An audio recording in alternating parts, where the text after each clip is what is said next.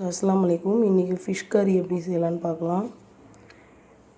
அதுக்கு தேவையான சின்ன வெங்காயம் எடுத்துக்கிட்டேன், 2 டொமேட்டோ, கறி லீவ்ஸ், சில்லி, க்ரீன் சில்லி, அதுக்கப்புறம் கார்லிக், அதுக்கப்புறம் கொஞ்சோண்டு ஒரு லெமன் சைஸ் புளி எடுத்துக்கிட்டேன். நான் ஊற வச்சுட்டேன்.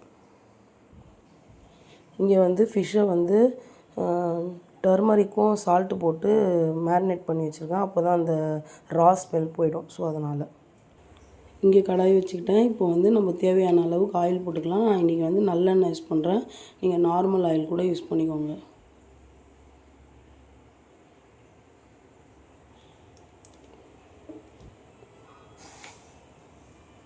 ஒரு ஸ்பூன் கடுகு,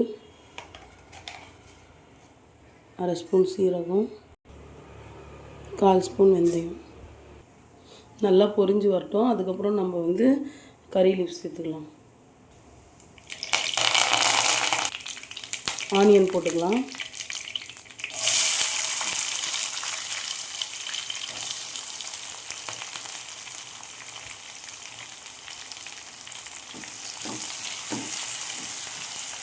சின்ன வெங்காயம் ரொம்ப நல்லது உடம்புக்கு. சில பேரால் உரிக்க முடியாதுன்னு சொல்லி அதை யூஸ் பண்ணுறதில்ல.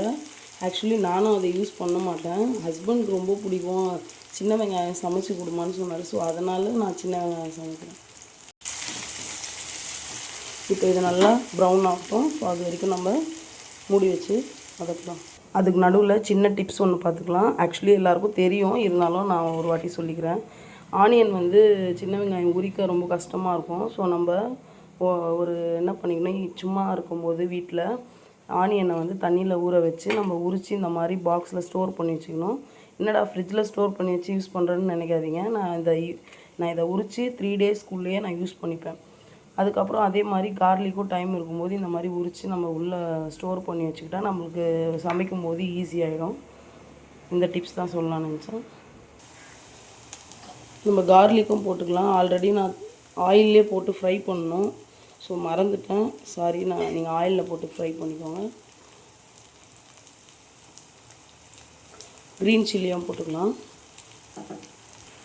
ஆனியன் சீக்கிரம் ஃப்ரை ஆகணுன்னா அதுக்கு தேவையான சால்ட் போட்டுக்கலாம். ஸோ சீக்கிரமாக ஃப்ரை ஆகிடும். நல்லா இப்படி வதங்கணும். இப்போ நம்ம டொமேட்டோ சேர்த்துக்கலாம்.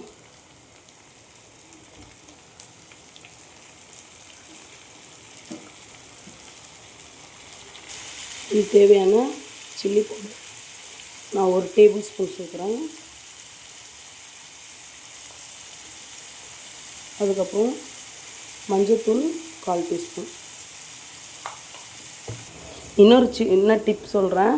இப்போ நம்மளுக்கு ஃபிஷ் கறியோ இல்லை பிரியாணியோ நம்ம சமைக்கிற எந்த ஒரு ஃபுட்டும் நம்மளுக்கு நல்ல கலர் தரணுன்னா நம்ம நிறைய பேர் கேசரி பவுடர் யூஸ் பண்ணுவாங்க. அதை அவாய்ட் பண்ணணுன்னா நம்ம ஆயில் ஃப்ரை ஆகும்போதே இந்த மாதிரி ஆயிலில் நம்ம ஃப்ரை பண்ணும்போதே சில்லி பவுடரை சேர்த்து நல்லா ஃப்ரை பண்ணிட்டா அது நேச்சுரல் கலரே கிடச்சிரும். ஸோ நீங்கள் அப்போது அதை யூஸ் பண்ண வேண்டிய அவசியம் இருக்காது.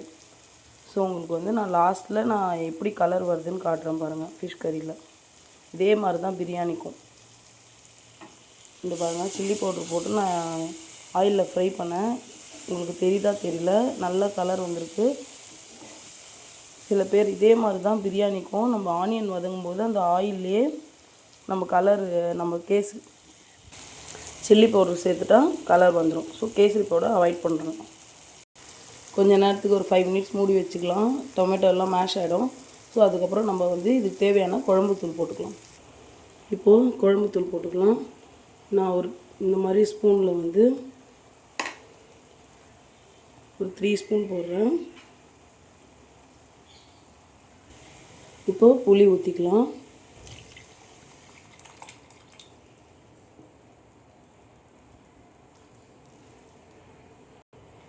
இப்போது குழம்புக்கு தேவையான தண்ணி ஊற்றிக்கலாம். குழம்பு நல்லா கொதித்து எண்ணெய்லாம் பிரிஞ்சு வந்த அப்புறம் தான் நம்ம ஃபிஷ் போடணும். இதே ப்ராசஸ் தான் காரக்குழம்புக்கும். என் மச்சனுக்கு காரக்குழம்புனா ரொம்ப பிடிக்கும். அவங்க ஒய்ஃப் இந்த வீடியோ பார்த்தா இதே மாதிரி செஞ்சு கொடுங்க. இதே ப்ராசஸ் தான் காரக்குழம்புக்கு. எல்லாத்துக்குமே. இப்போது நம்ம இதில் ஃபிஷ் போடுறதுனால இது ஃபிஷ் கறி ஆகிடுச்சு. இதிலே நீங்கள் வெஜிடபிள்லாம் போட்டிங்கன்னா இது காரக்குழம்பாயிடும். ஸோ நம்ம தண்ணி ஊற்றி கொதிக்க வச்சுக்கலாம். நல்லா நம்ம போட்ட எண்ணெயெல்லாம் மேலே திரிஞ்சு வரணும். ஸோ அந்த புளியோட பச்சை வாசனைலாம் போகணும். ஸோ அது வரைக்கும் நம்ம வெயிட் பண்ணலாம். இப்போ இதில் சால்ட்டு எல்லாமே கரெக்டாக இருக்கான்னு செக் பண்ணிக்கலாம். கரெக்டாக இருக்குது, புளியெல்லாம் கரெக்டாக இருக்குது. இப்போ நம்ம கொதிக்க விட்டுட்டு கொஞ்சம் நேரம் கழித்து ஃபிஷ் போட்டுக்கலாம். நீங்கள் நிறைய ஃபிஷ்ஷில் கூட செய்யலாம். இந்த ஃபிஷ்ஷில் எதுக்கு செய்ய சொல்கிறேன், இந்த ஃபிஷ்ஷில் ரொம்ப ஹெல்த் பெனிஃபிட் இருக்குது. கொலஸ்ட்ரால் கம்மி பண்ணும்.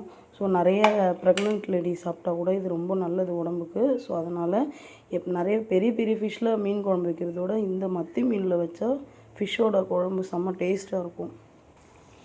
இது அவங்களுக்கு சைட்லலாம் எண்ணெய் பிரிஞ்சு வந்துருச்சு.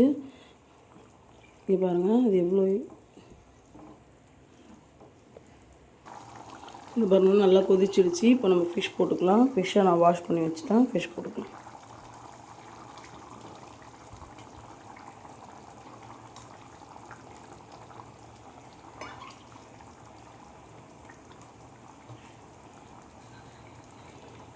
இப்போது ஃபிஷ் ஒரு 5 மினிட்ஸ் கொதிச்ச அப்புறம் இறக்கிடலாம். இப்போது ஓப்பன் பண்ணி பார்த்துக்கலாம்.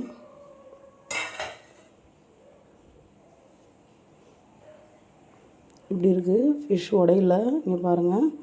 நான் போட்டோன்னே ஃபிஷ்ஷு போட்டோன்னே ஒரு வாட்டி மிக்ஸ் கொடுத்துட்டு அப்படியே மூடி வச்சுட்டேன். அப்பப்போ நம்ம கிண்டு வைக்கக்கூடாது. கிண்டுனா ஃபிஷ்ஷெல்லாம் உடஞ்சிரும். பாருங்கள் எப்படி இருக்குது, எந்த திக்னஸ் பார்த்தீங்களா எப்படி இருக்குது. இப்படி தான் இருக்கணும் ஃபிஷ் குழம்பு. நான் இன்னும் மாங்காய் போட்டால் சூப்பராக இருக்கும். ஸோ என்கிட்ட இல்லை, நீங்கள் இருந்துச்சுன்னா சேர்த்துக்கோங்க.